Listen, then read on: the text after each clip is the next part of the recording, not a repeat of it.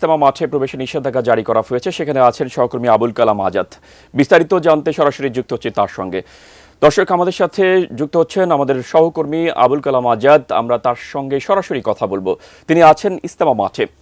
গতকালকেই ইজতেমা মাঠে দুপক্ষকেই সেখানে সমাবেশ করতে নিষেধ করা হয়েছে, নিষেধাজ্ঞা জারি করা হয়েছে।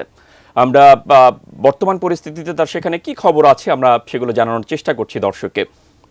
আবুল কালাম, যখন জিএমপি এবং ডিএমপির পক্ষ থেকে এই এলাকার মধ্যে যখন রেস্ট্রিক্টেড করে দেয়া হয়, জনসাধারণের চলাচল কিংবা গণপরিবহনের চলাচল যখন সীমিত করা হয় অথবা নিষেধাজ্ঞা দেওয়া হয় কোনো কোনো ক্ষেত্রে, তখনই এখানে আইনশৃঙ্খলা বাহিনী, নিরাপত্তা বাহিনী মোতায়েন করা হয়। তারপর পরেই আজকে সকাল থেকে বেশ কয়েক ঘন্টা ধরে আমরা অবস্থান করছিলাম এবং আশপাশে ঘুরে দেখছিলাম যে এখানকার নিরাপত্তা পরিস্থিতি কিংবা বর্তমান পরিস্থিতি কী অবস্থায় রয়েছে। তো কিছুক্ষণ আগে এখানকার গাজীপুর মহানগর দক্ষিণের উপপুলিশ কমিশনার ANM নাসিরউদ্দিন তিনি আমাদেরকে জানিয়েছেন যে পরিস্থিতি একেবারেই স্বাভাবিক রয়েছে। এখন পর্যন্ত আর কোনো ধরনের কোনো সংঘাত বা সহিংসতা কিংবা কোনো ধরনের অপ্রীতিকর ঘটনার কোনো সম্ভাবনা নেই।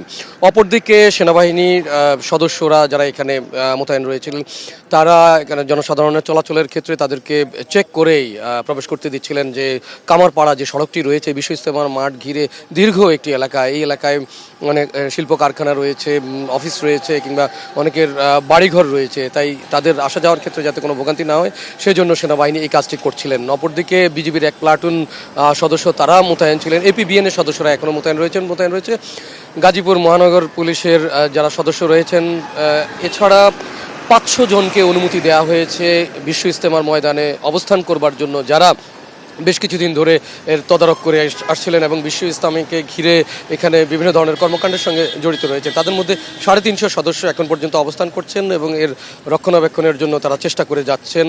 আজকে সকাল 11টার পর থেকেই মূলত জনসাধারণের চলাচল এবং গণপরিবহনের চলাচল উন্মুক্ত করে দেওয়া হয়। এখন আর এখানে কোনো ধরনের কোনো চেক করবার কোনো কিছুই নেই। গত 1-1.5 ঘন্টা ধরেই সেই পরিস্থিতি বিরাজ করছে। তো এখনকার মতো এই ছিল আমার কাছে সবশেষ।